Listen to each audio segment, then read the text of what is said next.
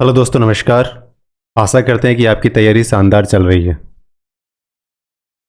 जुलाई 2025 की सुजस हमारे सामने आ चुकी है।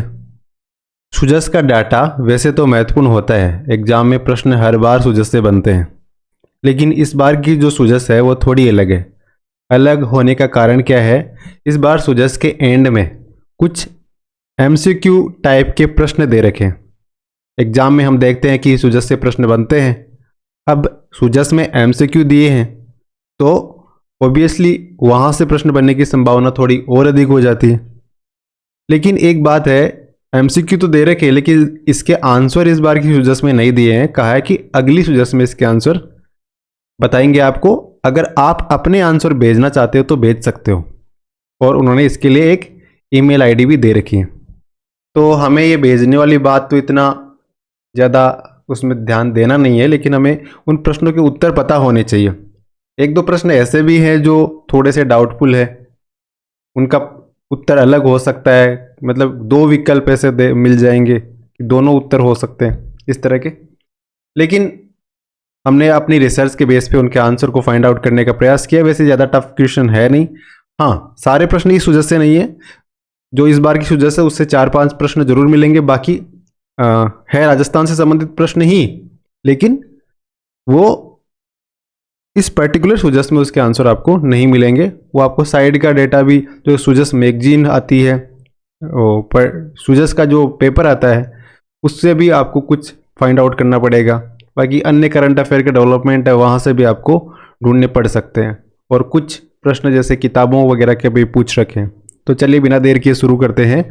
राजस्थान सुजस का जो एमसीक्यू है, 25-30 एमसीक्यू दे रखे हैं, उसका सॉल्यूशन और वो प्रश्न। सबसे पहले प्रश्न है कि राजस्थान में जो गिव अप अभियान है, ये कब शुरू किया गया? किस अभियान की बात कर रहे हैं? गिव अप अभियान। गिव अप अभियान कब शुरू किया गया? तो ये डेटा सुजस में भी दे रखा है। गिव अप अभियान के बारे में थोड़ी जानकारी सुजस में दे रखी है, और इसमें बताया गया है कि जो एनएफएसए का फायदा है वो टोटल राजस्थान में 4.46 करोड़ लोगों को मिल सकता है। अगर ये 4.46 करोड़ सीटें फिक्स है ना, तो इसके बाद में अगर कोई अन्य व्यक्ति आता है और वो पात्र है, तो उसको वो एनएफएसए का जो फायदा है वो नहीं मिलता है। तो जरूरी क्या है कि इन 4.46 करोड़ लोगों में कुछ लोग ऐसे भी हैं जो पात्र नहीं है, या फिर ऐसी कंडीशन में पहुंच चुके हैं कि अब उनको इसकी आवश्यकता नहीं है, तो वो अपना जो हक है उसको त्याग कर सकते हैं, और इसका फायदा जो अन्य पात्र लोग हैं, जो वास्तविक जिनको ज़रूरत है, वो ले सकते हैं। तो इसके लिए कैंपेन, गिव अप कैंपेन शुरू किया गया था। ये शुरू किया गया था 1 नवंबर 2024 को। कब के शुरू किया? 1 नवंबर 2024। और सुजस में लिख रखा है बाकायदा, आपके सामने देखो। ये अभियान गत वर्ष 1 नवंबर को शुरू किया गया था। अच्छा, इस अभियान शुरू करने के बाद में डेवलपमेंट्स क्या हुए? देखो, 4.46 करोड़ लोग आ सकते हैं। अब इनमें से 24 लाख लोगों ने ना, उन्होंने स्वेच्छा से ये खाद्य सुरक्षा छोड़ दी। और इसका फायदा क्या होगा? इसका फायदा होगा कि 24 लाख अन्य लोग इसके अंदर आ सकेंगे। ठीक है, तो ये प्रश्न हमारा क्लियर हो गया कि राजस्थान में गिव अप अभियान कब शुरू किया गया? 1 नवंबर 2024 को। और टोटल लाभार्थी कितने हो सकते हैं एनएफएसए के, खाद्य सुरक्षा के? तो 4.46 करोड़ लाभार्थी हो सकते हैं। कितने लोगों ने गिव अप अभियान के तहत जो खाद्य सुरक्षा है उसे छोड़ दिया है? तो 24 लाख से अधिक लोगों ने खाद्य सुरक्षा का लाभ को त्याग दिया है, गिव अप कर दिया है। ठीक है, अगले प्रश्न पे चलते हैं कि निम्न में से किस जिले में बीहड़ क्षेत्र सबसे ज्यादा है? तो हमें पता है कि राजस्थान का जो चंबल वाला एरिया है उसमें बीहड़ बहुत सारे। सर्वाधिक बीहड़ में थोड़ा डाउटफुल रहता है, लेकिन ये मानते हैं कि धौलपुर जिले में सबसे ज्यादा बीहड़ है। अब ये कह रहा है कि इन विकल्पों में से सर्वाधिक बीहड़ कहाँ पे है? तो जैसे सटीक उत्तर मुझे लग रहा है ये कोटा जिला होना चाहिए, यानी भरतपुर, बूंदी, जयपुर और कोटा। तो इसमें इनमें से सबसे ज्यादा बीहड़ है कोटा जिले में। बाकी आप अपना प्रोस्पेक्ट रख सकते हो, अगर आपके पास में कोई और फैक्ट है तो उसको भी आप कमेंट बॉक्स में डाल सकते हो, लेकिन मुझे इसका उत्तर कोटा लग रहा है। बाकी अगली सुजस में जो भी इसका आंसर आएगा वो हम देख लेंगे। अगला प्रश्न, कैंपा योजना किससे संबंधित है? कैंपा योजना किससे संबंधित है? तो देखो, केम्पा योजना है ना, ये वनीकरण से संबंधित है। किससे संबंधित है? वनीकरण से। केम्पा की फुल फॉर्म क्या है? Compensatory afforestation fund management and planning authority. क्या नाम है? Compensatory afforestation fund management and planning authority Campa की फुल फॉर्म है, और ये वनीकरण से संबंधित है। अभी केम्पा का जो नया अधिनियम आया, इससे संबंधित अधिनियम 2016 का अधिनियम है, उससे पहले 1983 का अधिनियम था शायद, लेकिन जो नवीनतम अधिनियम 2016 का हो गया है वो आपको ध्यान रखना है। लेकिन इतना तो हमें पता होना चाहिए कि केम्पा योजना किससे संबंधित है और इसका फुल फॉर्म क्या है। तो फुल फॉर्म है compensatory afforestation fund management and planning authority. ठीक है, अगले प्रश्न में चलते हैं। राजस्थान में मंदिर मंडल अधिनियम के तहत पंजीकृत मंदिरों की संख्या कितनी है? इसके तहत, मंदिर मंडल अधिनियम के तहत। अब देखो, मंदिरों से संबंधित जो मामले है वो कौन देखता है? तो अपना जो देवस्थान विभाग है ना, देवस्थान विभाग, ये मंदिरों से संबंधित जो मामले है वो देखता है। तो इसमें देवस्थान विभाग ने कैटेगराइजेशन कर रखी है अलग अलग, किस किस टाइप के मंदिर है।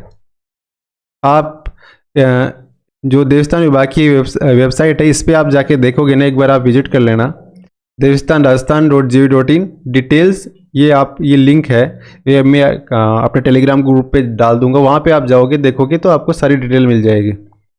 तो मंदिर मंडल अधिनियम के तहत कितने मंदिर पंजीकृत है? तो राजस्थान में 2 ही मंदिर ऐसे हैं जो मंदिर मंडल अधिनियम के तहत पंजीकृत है, बाकी अन्य श्रेणी में हो सकते हैं, लेकिन इस अधिनियम के तहत 2 ही मंदिर है राजस्थान के। कितने मंदिर है?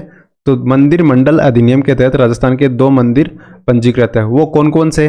एक तो हो गया अपना श्रीनाथ जी का मंदिर जो है, ये जो नाथद्वारा में, ठीक है, और दूसरा है सांवलिया सेठ का मंदिर, सांवलिया सेठ का मंदिर चित्तौड़गढ़ वाला, और श्रीनाथ जी का मंदिर नाथद्वारा वाला, ये देवस्थान विभाग के मंदिर मंडल अधिनियम के तहत पंजीकृत मंदिर है।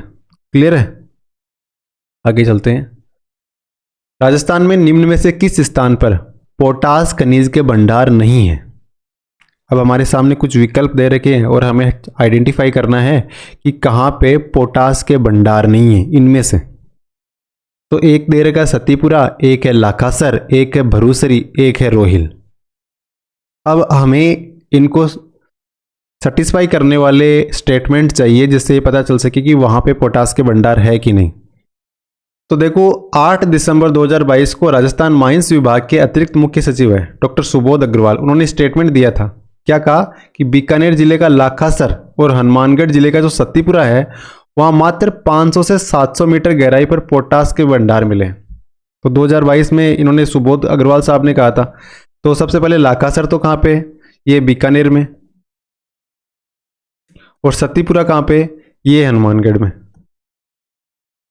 क्लियर हो गया? यहां तो पोटास का भंडार सत्तीपुरा में भी है, लाखासर में भी है। क्लियर है? अब भरूसरी में पोटास के भंडार है कि नहीं, तो ये राजस्थान पत्रिका की न्यूज है, उसमें लिख रखा था कि श्रीगंगानगर, हनुमानगढ़, बीकानेर, चूरू, नागौर, इनके कुछ हिस्सों में पोटास के भंडार मौजूद है। बीकानेर, हंसेरा, अर्जनसर, ये जगहों के नाम है। गढ़सीसर, जेतपुर, सत्तीपुरा, सत्तीपुरा आ गया। उसके बाद भरूसरी आ गया, एक लाखासर आ गया। तो भरूसरी भी आ गया ना, तो मतलब भरूसरी में भी क्या है? पोटास के भंडार है। तो इसका मतलब सत्तीपुरा में पोटास के भंडार अवेलेबल है, लाखासर में भी है और भरूसरी में भी है। सत्तीपुरा हनुमानगढ़ में, लाखासर बीकानेर में। अब रोहिल, रोहिल नाम आपने सुन रखा होगा। रोहिल कहाँ पे? तो रोहिल है सीकर में। कहाँ पे? रोहिल सीकर जिले में। लेकिन रोहिल पोटास के लिए प्रसिद्ध नहीं है। तो रोहिल प्रसिद्ध है किसके लिए? रोहिल प्रसिद्ध है यूरेनियम के भंडार। सुना होगा आपने, 2020 के आसपास ये यूरेनियम के भंडार यहाँ पे मिले थे। तो सीकर का जो रोहिल जिला है, खंडेला उपखंड, जो खंडेला तहसील उसके तहत आता है और यूरेनियम भंडारों के लिए जाना जाता है। ठीक है, क्लियर हो गया? तो रोहिल यूरेनियम भंडारों के लिए जाना जाता है। अगले प्रश्न पे चले। राजस्थान में निम्न में से किस स्थान पर भारत का पहला हार्ड रॉक दुर्लभ मृदा खनिज भंडार मिला है? हार्ड रॉक दुर्लभ मृदा खनिज भंडार कहाँ पे मिला है? तो ये हार्ड रॉक वाला खनिज मिला है, कहाँ पे मिला है? ये भाटीखेड़ा में मिला है। कहाँ पे? भाटीखेड़ा। और भाटीखेड़ा कहाँ पे है? बालोतरा में। ठीक है, तो हार्ड रॉक दुर्लभ मृदा खनिज भंडार कहाँ पे मिला है? तो हार्ड रॉक वाला खनिज है ना, हार्ड रॉक, ये मिला है आपको भाटीखेड़ा में। भाटी खेड़ा। अब देखो, आप इतना अवेयर हो कि इस बात को सुनो कि आपके पास में ये डेटा अगर दोबारा नहीं भी आता तो भी आप प्रश्न आपके सामने आए तो आप देख के लगा सको। तो भाटी खेड़ा कहाँ पे है? तो भाटी खेड़ा है बालोतरा में। कहाँ पे है? बालोतरा में। ठीक है। हार्ड रॉक खनिज भाटी खेड़ा में, हार्ड रॉक भाटी नाम से भाटा है, तो पता चल जाएगा। आगे चलते हैं। राजस्थान में निम्न में से किस स्थान पर इस वर्ष संभाग स्तरीय राजकीय वेद विद्यालय खोला गया? तो मतलब इनमें से किस जगह पे वेद विद्यालय खोले गए हैं? कहने का मतलब वेद विद्यालय का मतलब क्या होगा कि वहां पे वेद पढ़ाए जाएंगे। जैसे इस बार ये राजस्थान सुजस में इस बारे में दे रखा है, तो सुजस का ये स्क्रीनशॉट आपके सामने दिख रहे हैं। इसी बार की जो जुलाई की सुजस है उसमें अब यहाँ दे रखा है कि अब नौनिहाल पढ़ेंगे वेद, और वैदिक अध्ययन को प्रोत्साहन देने के लिए प्रदेश सरकार की नई योजना। ठीक है। संभाग स्तर पर ये वेद विद्यालय खोले जाएंगे, पहले संभाग स्तर पर खोले जाएंगे। अब इनमें से कहाँ पे चालू हो गए हैं? तो हाथोज, नाथद्वारा, फड़ौदी और सालासर। तो देखो इस बार एक तो हाथोज है, ये जयपुर में पड़ता है। कहाँ पे? जयपुर। यहाँ पे चालू हो गए इनमें से। तो हाथोज में तो ये वेद विद्यालय शुरू हो गया। हाथोज के अलावा कहाँ शुरू हुआ है? एक पुष्कर में, पुष्कर अजमेर में ये वेद विद्यालय शुरू हो गया। एक देवली कला जो चेचट कोटा में पड़ता है, देवली कला, यहाँ पे वेद विद्यालय शुरू हो गया। एक तारातरा, तारातरा मठ है जोधपुर में। तारातरा मठ कहाँ पे? जोधपुर। यहाँ पे शुरू हो गया। इसको बाड़मेर से कंफ्यूज मत करना, ये जोधपुर में ही है। ठीक है ना। तो प्रश्न क्या था हमारे सामने कि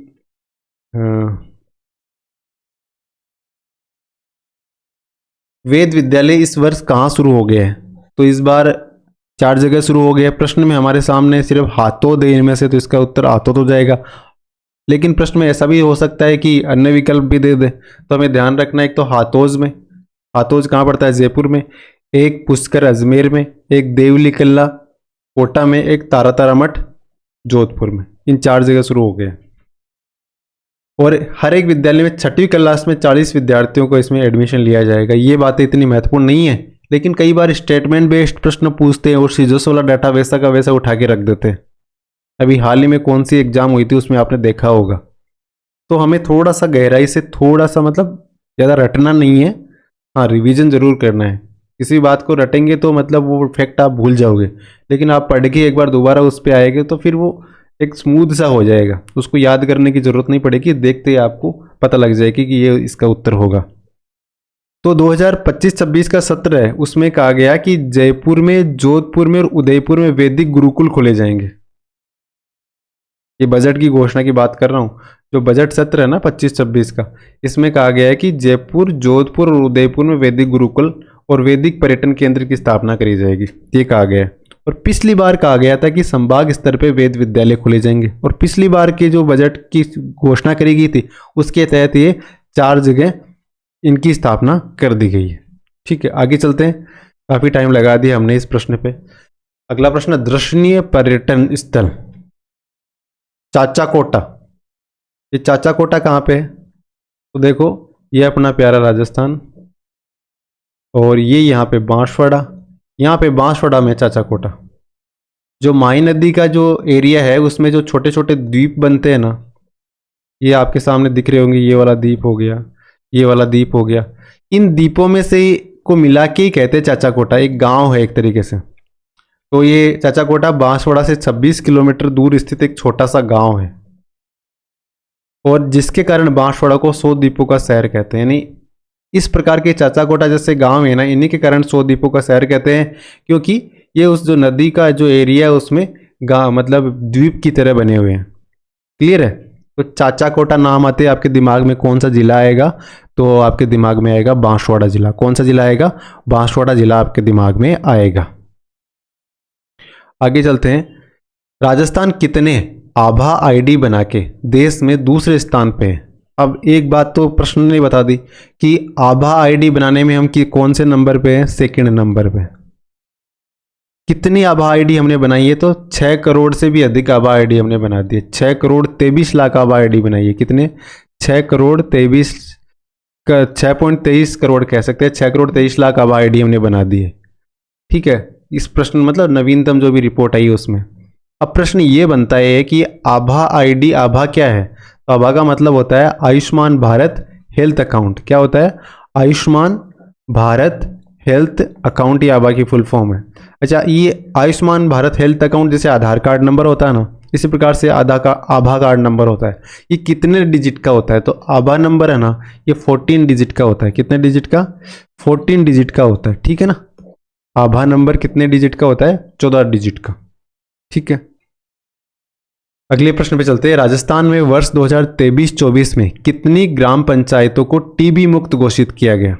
अभी देखो, ये प्रश्न सुजस कब की है? सुजस है जुलाई 25 की। और ये प्रश्न पूछ रहा है 2023-24 में कितनी ग्राम पंचायतों को टीबी मुक्त घोषित किया गया? तो 2023 में 586 ग्राम पंचायतों को टीबी मुक्त घोषित किया गया था। लेकिन उसके बाद में 2024 के लिए राजस्थान की 3355 ग्राम पंचायतों को टीबी मुक्त घोषित किया गया। और इस कारण जो टीबी दिवस होता है ना, 24 मार्च को टीबी दिवस के दिन राजस्थान को राष्ट्रीय पुरस्कार मिला टीबी में शानदार कार्य करने के लिए, टीबी उन्मूलन में शानदार कार्य करने के लिए। क्योंकि पूरे देश में मतलब इतने ग्राम टीबी से मुक्त कराने में पूरे देश में राजस्थान 3rd नंबर पे था, 3rd रैंक पे था। इस कारण ये इसको राष्ट्रीय अवार्ड मिला है। कितनी ग्राम पंचायतों को मुक्त कराया था टीबी से इस बार 2024 में? तो 3355 ग्राम पंचायतों को। और इससे पिछली बार कितनी करवाया था? 586 को। और सुजस में प्रश्न का किसका पूछ रहा है? 2023 वाला। ठीक है ना।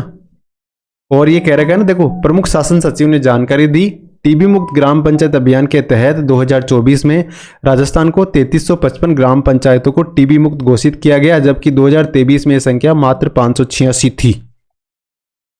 इसके अतिरिक्त प्रधानमंत्री टीबी मुक्त भारत अभियान के तहत राजस्थान में अब तक 19,000 से अधिक निक्षय मित्र जोड़े जा चुके हैं। निक्षय मित्र मतलब जो टीबी को उन्मूलन करने में लोकल ग्रास रूट लेवल पे हेल्प करते हैं। तो कितने निक्षय मित्र बना दिए गए हैं राजस्थान में? अब तक 19,000 निक्षय मित्र अब तक बना दिए गए हैं। क्लियर है?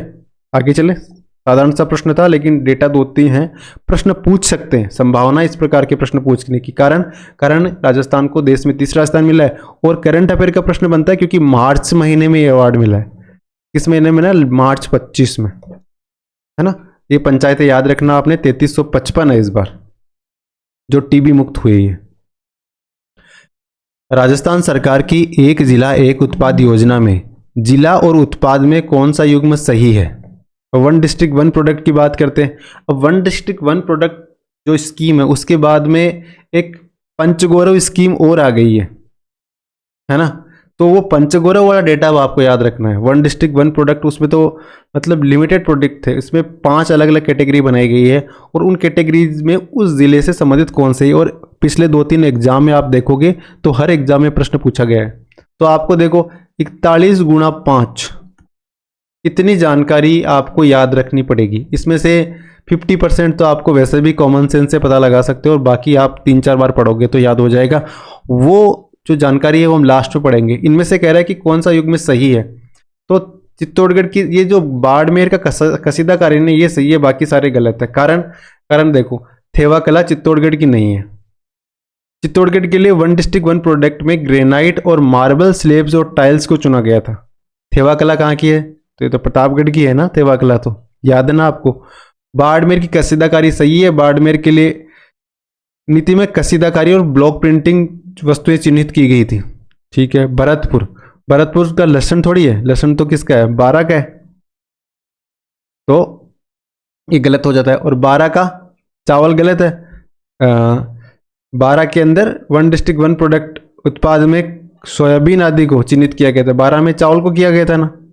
और चावल तो बूंदी 12 में तो लहसुन को किया गया था, सॉरी।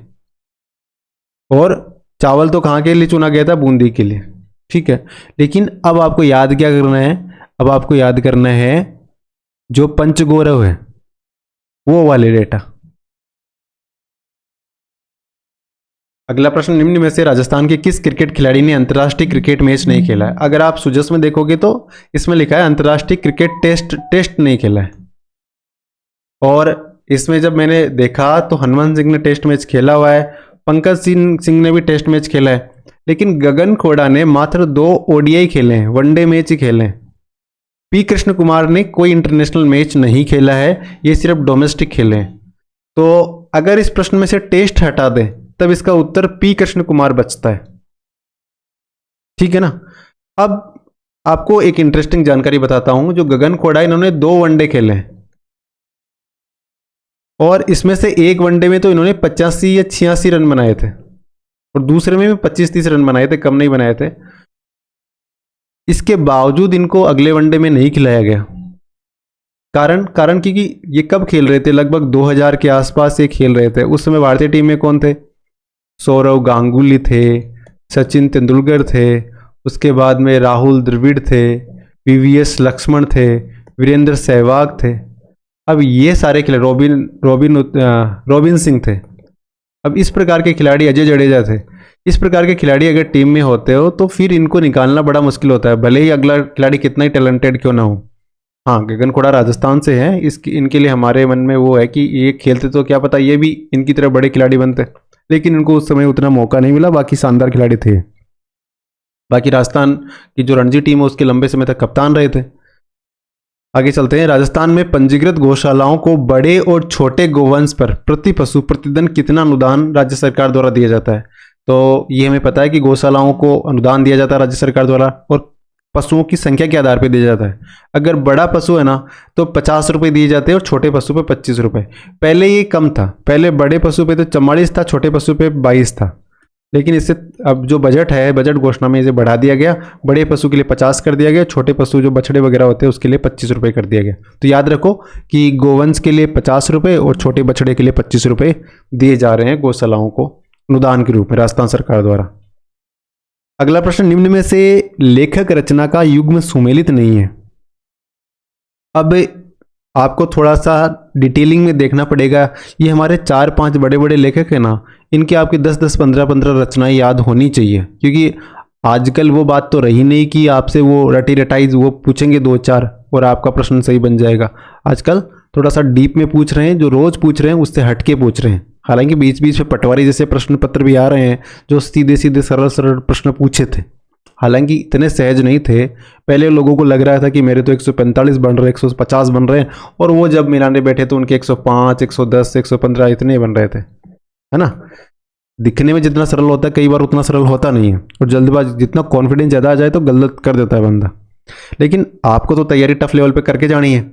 तो आप देखो कि विजयदान देता है ना, इनकी पुस्तक प्रिया मृणाल विजयदान देता की ही है। इसके बाद लीक लकोड़िया किसे कहते हैं? जैसे ये करते हैं ना, ये मारवाड़ी में इनको लीक लकोड़िया कहते हैं। ये किताब किसकी है? ये भी कन्हैयालाल सेठिया की है। इसके अलावा मूमल है, ये किताब किसकी है? लक्ष्मी कुमारी चुंडावत की है, कथन भी सत्य। लेकिन आपसदारी है ना, ये यादवेंद्र शर्मा चंद्र की नहीं है, ये नहीं है। तो हमें पूछा था कौन सा सुमेलित नहीं है, तो ये हमारा उत्तर हो जाएगा। अब मैंने कहा कि आपको इनकी 10-10, 15-15, 20-20 किताबें याद रखनी है। कह दिया, कहना तो इतना आसान है, याद करना मुश्किल है ना। याद करना उतना मुश्किल भी नहीं है। एक बार हम कुछ किताबें में यहाँ पे लिखी है, आप मेरे साथ पढ़ो और बाकी बाद में भी आपने पढ़ लेना। मैं इसका जो PDF है वो टेलीग्राम ग्रुप पे डाल दूंगा और आप वहाँ से उठा के इनको पढ़ लेना। अब देखो, विजयदान देता, इनको बिज्जी के नाम से भी जाना जाता था। इनकी अगर किताब रचनाओं की बात करें तो उषा विजयदान देता की है, एक कविताएं थी। फिर बापू के 3 हत्यारे और ज्वाला, साहित्य और समाज, ये निबंध था एक तरीका। अनोखा पेड़ है ना, ये सचित्र बच्चों की कहानियां थी। इसमें मतलब चित्र बनाए हुए थे। अनोखा पेड़ में क्या था, बच्चों के लिए लिखी बनाई गई थी, इसमें चित्र भी बनाए हुए थे। अनोखा पेड़ जो किताब थी ना विजयदान देता की, उसमें फुलवारी। उसके बाद में चौधरायन की चतुराई। उसके बाद में अंतराल के बाद में सपन प्रिया। मेरो दर्द न जाने कोई, यानी मारो दर्द कोई कौन जाने, भाई थारो दर्द तो तू ही जान सी और कौन जाने। अतिरिक्त किताब है, ये भी किसकी है? विजयदान देता की है। महामिलन, महामिलन भी विजयदान देता की है। और प्रिया मनाल, ये प्रश्न में आया था, ये लघु कथाएं हैं, छोटी छोटी कथाएं हैं, 1998 में इन्होंने लिखी थी, है ना। तो एक बार फिर से आप कहो तो पढ़ लेता हूँ। उषा, बापू के 3 हत्यारे, ज्वाला, साहित्य और समाज, अनोखा पेड़। एक तो ये अनोखा पेड़ याद रखो, ये आ सकता है। ये सचित्र है, इस कारण बच्चों से संबंधित है। इसके अलावा मेरो दर्द न जाने कोई, अतिरिक्ता और प्रिया मनाल, ये लघु कथाएं। और ये प्रिया मनाल आप पूछ सकते हैं, क्योंकि ये किसमें पूछ ली है? सुजस में पूछ ली। सुजस में अगर प्रश्न बन गया तो सीधा एग्जाम में बन सकता है। अब इनकी राजस्थानी कृतियां की बात करें तो बातारी फुलवारी आपको पता ही है, इसके 14 भाग है। और प्रेरणा, ये कोमल कोठारी के साथ मिलकर इन्होंने लिखी थी। सोरठा, टिड्डो राव। टिड्डो राव एक छोटी सी पुस्तक थी जिसे जेब में भी रख सकते हैं, है ना। उसके बाद उलझन, अलेकू हिटलर, ये आपको पता ही है। रूंख, कब्बूरानी, कब्बूरानी भी किसकी है? विजयदान देता की। और राजस्थान हिंदी कहावत कोश, इसका संपादन इन्होंने किया था। राजस्थान हिंदी की कहावत कोश का संपादन किसने किया? विजयदान देता ने किया था। ठीक है, आगे चले। अब कन्हैयालाल सेठिया की कुछ रचनाएं देखते हैं। तो जैसे एक वन फूल हो गया, अग्निवीण हो गया, मेरा हो गया, दीप किरण हो गया, आज हिमालय बोला। तो ये कुछ लिस्ट है लंबी सारी, ये आपने देख लेना। अगर राजस्थानी में बात करें तो एक तो मिंजर आपको याद होगी, एक कुकू, एक लीलटास, ठीक है, एक मायड्रो हेलो, धरकुचा धर्मंजला, और आखिरी काल, अगरी काल, और लीक लकोड़िया जो प्रश्न में दे रखा है, ये लीक लकोड़िया भी कन्हैयालाल सेठिया का है, ठीक है। इसके बाद लक्ष्मी कुमारी चुंडावत की कुछ रचनाएं देखते हैं। तो राजस्थान के लोकगीत इन्होंने लिखे। मुंबल इन्होंने लिखा है। लेलिन की जीवनी, लेलिन की जीवनी भी इन्होंने लिखी है। हिंदू कुश के उस पार, शांति के लिए संघर्ष, अंतर्ध्वनि। अभी इतने जल्दी याद नहीं होंगे, आपको घंटा भर तो इनको याद करने में लगाना पड़ेगा, फिर 4-5 बार उनका रिवीजन करना पड़ेगा, तब जाके याद होगी। हाँ, लेकिन ये नहीं है कि आप 2-2 किताबें याद करके बैठे हो, एग्जाम में आ जाएगा अलग ही, ठीक है। अब यादवेंद्र शर्मा चंद्र, इनका संबंध राजस्थान के बीकानेर जिले से है, और इन्होंने भी अनेक किताबें लिखी है, ठीक है। चलो आगे चलते हैं। भारत के पहले स्वदेशी प्रक्षेपण यान SLV-3, इसके द्वारा कौन से उपग्रह को अंतरिक्ष में भेजा गया था? तो सैटेलाइट लॉन्च व्हीकल 3 है ना, इसके माध्यम से रोहिणी उपग्रह है, इसे भेजा गया था। SLV-3 के माध्यम से कौन सा उपग्रह भेजा गया था? रोहिणी, ठीक है। कब भेजा गया था? तो ये 1980 में भेजा गया था। कहां से? श्रीहरिकोटा से। क्लियर है? तो अब प्रश्न ये सुजस में आ गया है, तो एग्जाम में उम्मीद कर सकते हो कि SLV-3 है, ये भारत का पहला स्वदेशी SLV था, लॉन्च व्हीकल था, और इससे रोहिणी रॉकेट को सबसे पहले भेजा गया था 1980 में। ये चीज़ आपको ध्यान रखनी है। एक पुस्तक है the two plans promises performance prospect, इस किताब के लेखक कौन है? The two plans promises performance prospect, इस किताब के लेखक कौन है? तो इस किताब जो ये देखो, पंडित दीनदयाल उपाध्याय है ना, ये इस किताब के लेखक है। अब पंडित दीनदयाल उपाध्याय है, ये राजस्थान एग्जाम के लिए महत्वपूर्ण हो रहे हैं, इंपॉर्टेंट हो रहे हैं। कारण क्या है? जो भारतीय जनता पार्टी है उसकी आइडियोलॉजी, ये दीनदयाल उपाध्याय हो गए, है ना, इनके जैसे जो मतलब श्यामा प्रसाद मुखर्जी हो गए, इनकी आइडियोलॉजी को ये कैरी करते हैं बीजेपी वाले। और बीजेपी की सरकार है, तो मतलब सरकार के जो भी नुमाइंदे हैं वो भी इनसे संबंधित प्रश्न पूछेंगे, संभावना बढ़ती है ना। तो आपको ध्यान रखना है कि जो भी प्रश्न अब संभावित बन सकते हैं, जैसे अगर कांग्रेस सरकार थी तो आप इंदिरा गांधी से संबंधित, राजीव गांधी से संबंधित प्रश्न उम्मीद कर सकते थे। अब यहाँ पे मतलब आप किसकी, इस प्रकार के श्यामा प्रसाद मुखर्जी, पंडित दीनदयाल उपाध्याय, इनसे संबंधित जो प्रश्न उम्मीद कर सकते हैं।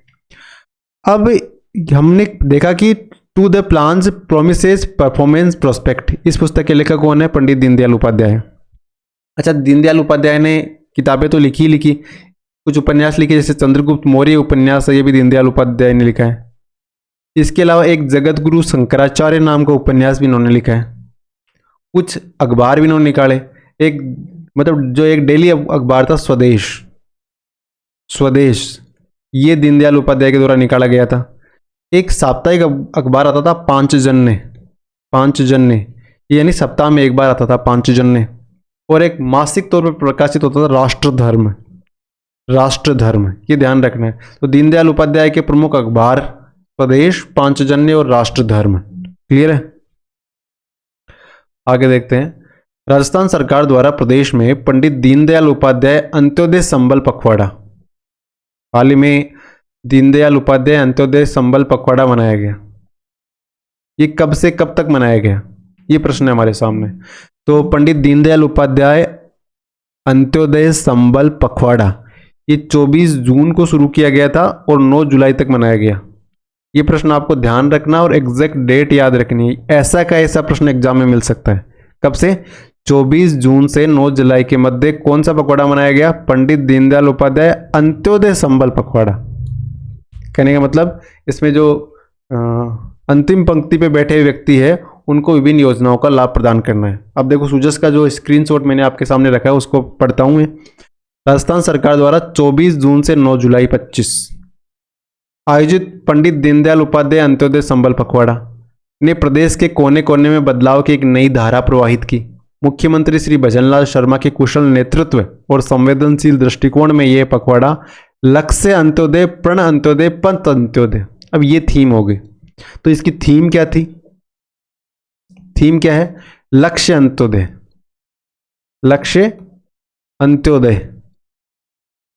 प्रण अंत्योदय और पथ अंत्योदय। तो लक्ष्य, प्रण और पथ क्या है? अंत्योदय है। ये इस बार की थीम थी। मनाया कब से कब तक? 24 जून से 9 जुलाई। ठीक है, नवीनतम ही न्यूज है, ज्यादा पुरानी नहीं है। अगला प्रश्न, राजस्थान बजट 2025-26 में बेलों की खेती से योजना, जिसके अंतर्गत पात्र किसानों को कितनी प्रोत्साहन राशि दी जाएगी? अगर आप बेलों से खेती करते हो तो जो भी पात्र किसान हो उनको कितनी सहायता हर साल दी जाएगी? तो 30,000 रुपए की हेल्प की जाएगी, 30K की हेल्प। अगर आप कब? जब बेल से खेती की जाती है। बेल होता है ना, नारा जो होता है ना 30,000 रुपये की सहायता सरकार कर रही है। अभी देखो राजस्थान इस बार पहला ग्रीन बजट प्रस्तुत किया था और इसी का ये पार्ट है बेलों की खेती योजना। इसके अलावा कुछ और पॉइंट भी है इसमें। देखो सवाई माधोपुर में घड़ियाल पालन केंद्र स्थापित किए जाएंगे। तो प्रश्न ये बन जाता है कि घड़ियाल पालन केंद्र कहाँ स्थापित करेंगे? तो सवाई माधोपुर में। नेशनल नेचुरल फार्मिंग मिशन, आगामी वर्ष में 2.5 लाख किसानों को अनुदान दिया जाएगा इसके तहत। नेशनल नेचुरल फार्मिंग मिशन कितने किसानों को फायदे दिया जाएगा? 2.5 लाख किसानों को इसके तहत। जैविक खेती में 1 लाख किसानों को जैव एजेंट और बायोपेस्टिसाइड का लाभ दिया जाएगा। लघु और सीमांत किसानों को बेलों से खेती करने हेतु 30,000 रुपए का प्रोत्साहन। गोबर गैस संयंत्र लगाओगे तो सब्सिडी। ये किसकी? ये जो ग्रीन बजट पेश किया ना सरकार ने, इस बार पहला ग्रीन बजट पेश हुआ है 25-26 में, राज्य का पहला ग्रीन बजट। ठीक है ना? तो इसकी कुछ फैक्ट है जो हमने देखा, क्योंकि थोड़े थोड़े अगर हम फैक्ट देखते जाएंगे तो फिर काफ़ी सारा इंफॉर्मेशन डेटा हमारे सामने इकट्ठा हो जाएगा। हमने बेलों की खेती देखना था, साथ ही हमने देख लिया कि घड़ियाल पालन केंद्र कहाँ पे होंगे? सवाई माधोपुर में होंगे। नेशनल नेचुरल फार्मिंग मिशन में 2.5 लाख किसानों को अनुदान दिया जाएगा। जैविक खेती में 1 लाख किसानों को जैव एजेंट और पेस्टिसाइड का फायदा दिया जाएगा। और जो जैविक खेती में 30,000, जो बेलों से खेती में 30,000 रुपये की सहायता करी जाएगी। अगला प्रश्न, बंडदेवरा मंदिर किस जिले में स्थित है? ये भी इस बार की सुजस में दे रखा है। ये चित्र आपके सामने जो दिख रहा है सुजस में दे रखा है। बाकी शिव जी के मंदिर है ना, जो राजस्थान के प्रसिद्ध शिव मंदिर है, ये इस बार की सुजस में दे रखे चित्र सहित। और ये मैंने सारे स्क्रीनशॉट अपना जो टेलीग्राम चैनल है मुलान स्कूल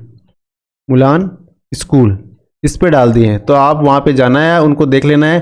तो आपको याद कर लेना है कि कौन सा कहाँ पे, जैसे भंड-देवरा शिव मंदिर कहाँ पे, बारां में। तो प्रश्न इस प्रकार बना, भंड-देवरा मंदिर किस जिले में है, तो बारां में। इसी प्रकार से कह देगा कि हर्ष मंदिर कहाँ पे, तो ये कहाँ पे, सीकर में है। हर्ष का भैरोजी मंदिर है ना, कहाँ पे, सीकर में ना। आगे चलते हैं। राजस्थान में संस्कृत विद्वानों और उनकी रचना का कौन सा युग में सुमेलित नहीं है, तो देखो भट्ट मथुरानाथ जयपुर वैभवम जो किताब है, संस्कृत रचना है, इसके लेखक भट्ट मथुरानाथ शास्त्री है, बिल्कुल सही है। इन्होंने 1947 में ये किताब लिखी थी। ठीक है। मेघदूतम आपको पता ही है, कालिदास की है। और गुप्ता शुद्धि प्रदर्शनम, गुप्ता शुद्धि प्रदर्शनम ये पंडित अंबिका दत्त व्यास की है। लेकिन शिशुपाल वध किसकी है, ये तो मधुसूदन ओझा की नहीं है, ये है शिशुपाल वध महाकवि माघ की है। किसकी है, महाकवि माघ की शिशुपाल वध, ये आपको पता है। तो प्रश्न ये आपको शिशुपाल वधम जो किताब है किसकी है पहले से पता है, इस कारण ये सरल लग रहा है। लेकिन आपने कुछ शब्द अलग भी सुने होंगे, जैसे भट्ट मथुरानाथ शास्त्री, और इनकी किताब का नाम जयपुर वैभवम है। अब सीधा सीधा प्रश्न अगले एग्जाम में ये सीधा पूछ सकता है कि जयपुर वैभवम किताब किसकी है, और ये पूछ सकता है क्यों, कारण सुजस में डेटा दे दिया। जैसे इस बार शिव मंदिर दे रखे हैं, ऐसे ही पिछली सुजस में कभी सूर्य मंदिर दे रखे थे, सूर्य मंदिर। और आरएएस एग्जाम मेंस में 10 मार्क्स का प्रश्न आ गया, राजस्थान के सूर्य मंदिरों पर चर्चा करो। फिर आपको उनके नाम लिखने थे, कहाँ है थोड़ा बहुत लिखना था, आपके 7-8 नंबर आराम से आ जाते हैं।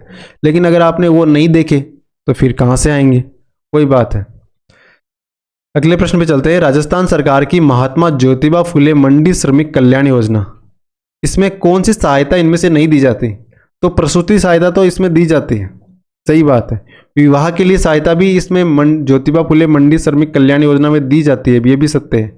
चिकित्सा सहायता भी इसमें दी जाती है, लेकिन आवास निर्माण के लिए सहायता नहीं दी जाती इसमें अभी तक। आगे तो हो सकता है इसमें ये भी शामिल कर ले, लेकिन अभी तक प्रसूति सहायता दी जाती है, विवाह के लिए सहायता दी जाती है, और चिकित्सा सहायता इसमें महात्मा ज्योतिबा फुले मंडी श्रमिक कल्याण योजना के तहत दी जाती है। क्लियर है। आगे चलते हैं। अगला प्रश्न, राम जल सेतु लिंक परियोजना से जुड़ा जो नवनेरा बैराज है, नवनेरा बैराज ये राजस्थान के कौन से जिले से संबंधित है। अब जैसे आपको पता है राम जल सेतु लिंक परियोजना में 5 तो बैराज है, 2 बांध है। ठीक है। अब कौन कौन से बैराज बांध है, पहले तो नवनेरा बैराज की बात करते तो कोटा में है। नवनेरा बैराज कहां पे, कोटा में। कोटा में जगह पड़ती है दिगोद, दिगोद में। और कौन सी नदी पे है, तो एक काली सिंध नदी पे है। ठीक है। नवनेरा बैराज, काली सिंध नदी, कोटा, ये हो गया अपना। इसके अलावा जैसे मैंने कहा 5 बैराज है, तो एक रामगढ़ बैराज है, ये कूल नदी पे है, किशनगंज बारां में। एक महलपुर बैराज है, ये पार्वती नदी पे है, मांगरोल बारां में। महलपुर पार्वती नदी पे, मांगरोल बारां में। मेज बैराज मेज नदी पे ही है, इंद्रगढ़ बूंदी में है। नवनेरा बता दिया मैंने आपको कि ये काली सिंध नदी पे, दिगोद, कोटा में। इसके अलावा एक निमोद राठौड़ बैराज है, ये बनास नदी पे है, और चौथ का बरवाड़ा सवाई माधोपुर में है। 2 बांध है, एक डूंगरी बांध है बनास नदी पे, सवाई माधोपुर, एक इसरदा बांध है बनास नदी पे, सवाई माधोपुर। अब ये डेटा ऐसा है कि थोड़ा सा कंफ्यूज कर सकता है, लेकिन इसको थोड़ा सा अगर आप सिंप्लीफाई करोगे ना तो थोड़ा सरल हो जाएगा। हालांकि ऐसा नहीं है कि भाई लड्डू ही हो जाएगा, लेकिन थोड़ा आपको ध्यान रखना पड़ेगा। सबसे पहले देखो, दोनों जो बांध है, डेम है, ये दोनों डेम बनास नदी पे है और सवाई माधोपुर में है। ठीक है। तो डेम वाला तो आप एक ही चीज कर लो कि बनास सवाई माधोपुर, जो भी डेम कौन कौन से, तो एक तो डूंगरी बांध हो गया, एक इसरदा बांध हो गया, बनास सवाई माधोपुर। सवाई माधोपुर में 2 तो बांध है, इसके अलावा एक बैराज भी है, जो निमोद राठौड़ बैराज है ना, ये भी सवाई माधोपुर में है। ठीक है ना। निमोद राठौड़ बैराज कहाँ पे है, सवाई माधोपुर में। सवाई माधोपुर में चौथ का बरवाड़ा है। और ये नदी तीनों के लिए सवाई माधोपुर में जो भी है वो नदी बनास ही है, तो सवाई माधोपुर में नदी का तो दिक्कत नहीं है कि बनास ही है। और दूसरा 2 बांध हो गए, डूंगरी और इसरदा, और निमोद राठौड़ बैराज हो गया। अब इसके अलावा अगर हम देखते 2 बैराज है बारां में, एक तो रामगढ़, एक महलपुर। ये आपको नवनेरा आपको कोटा वाला याद है ही कि दिगोद काली सिंध नदी पे कोटा में है। तो इसके अलावा जो बचता है वो कौन सा बचता है, जो मेज बैराज है मेज नदी पे बूंदी में। क्लियर है। तो अब इसको थोड़ा सा भी फिल्टर हो गया ना, तो कहने का मतलब क्या हो गया, 2 बैराज 12 में, 1 बैराज और 2 बांध सवाई माधोपुर में, बाकी 1 कोटा में और 1 बूंदी में, हो गए टोटल 7। राजस्थान सरकार द्वारा पंडित दीनदयाल उपाध्याय गरीबी मुक्त गांव योजना के पहले चरण में कितने गांवों का चयन किया गया है। पंडित दीनदयाल उपाध्याय गरीबी मुक्त गांव योजना में पहले चरण में कितने गांवों को शामिल किया गया है। तो मतलब अभी ये सरकार की हाल ही में ये योजना है जिसमें 5000 गांवों को गरीबी मुक्त किया जाएगा। इस योजना और 300 करोड़ रुपए की फंडिंग करी गई है। इस योजना के अंतर्गत चिन्हित गांवों में सभी बीपीएल परिवारों को गरीबी रेखा से ऊपर लाने के उद्देश्य से 300 करोड़ रुपए की धनराशि स्वीकार की गई है। 5000 गांव, 300 करोड़ रुपए। ठीक है, जितने भी बीपीएल है उन बीपीएल को क्या करेंगे, उनको हेल्प करेंगे ताकि वो गरीबी रेखा से ऊपर आ जाए। इसमें वो बाकी जो इंफ्रास्ट्रक्चर डेवलप करेंगे करेंगे, जैसे गांव की जो सड़क है उनको जिला सड़कों से जोड़ने का प्रयास करेंगे। ठीक है, जो अवैध रूप से कॉलोनी में रह रहे हैं उनको पट्टे वगैरह दिए जाएंगे, ये इसमें किया जाएगा। कौन सी योजना है, पंडित दीनदयाल उपाध्याय गरीबी मुक्त गांव योजना, यानी गांव को ही गरीबी मुक्त करना है, ये योजना है। अगला प्रश्न है, पोदारों की हवेली किस जिले में है। पोदारों की हवेली, तो पोदारों की हवेली है ये झुंझुनू में। कहाँ पे, पोदारों की हवेली कहाँ पे, झुंझुनू में। अच्छा, इस बार की सुजस में क्या दे रखा है, हवेलियां भी दे रखी है शेखावटी की। तो आपको क्या करना है, उसके मैंने स्क्रीनशॉट लेके अपने टेलीग्राम चैनल है ना मुलान स्कूल, वहां पे डाल दिया है। तो आपने वहां पे जाना है और वहां से जो हवेलियों की स्क्रीनशॉट है वो आपको देख लेने। साथ ही जो शिव मंदिर की स्क्रीनशॉट है वो भी आपने ध्यान से देख लेने। 2 बार उनको राइट स्वाइप या लेफ्ट स्वाइप करते जाओगे ना, तब आपको सारी चीज़ें याद हो जाएगी। थोड़ा 1-2 सेकंड का पॉज कर लेना, बिल्कुल याद हो जाएगी। तो चलो आज की वीडियो को यहीं तक रखते हैं। आशा करते हैं कि जो 25-26 MCQ सुजस में दे रखे हैं ये एग्जाम में पूछेंगे और आपको उस समय जब पूछेंगे इनका उत्तर आ रहा है। थोड़ा सा होमवर्क आपको करना है, वो क्या है, वो ये है कि जो राइटर्स है 2-3 कन्हैयालाल सेठ या विजयदान देथा, इनकी जो किताबें मैंने 20-20, 25-25 लिख रखी है उनको आपको 2-3 बार पढ़ना है। ठीक है ना, बाकी पढ़ते रहो। Thank you, all the best.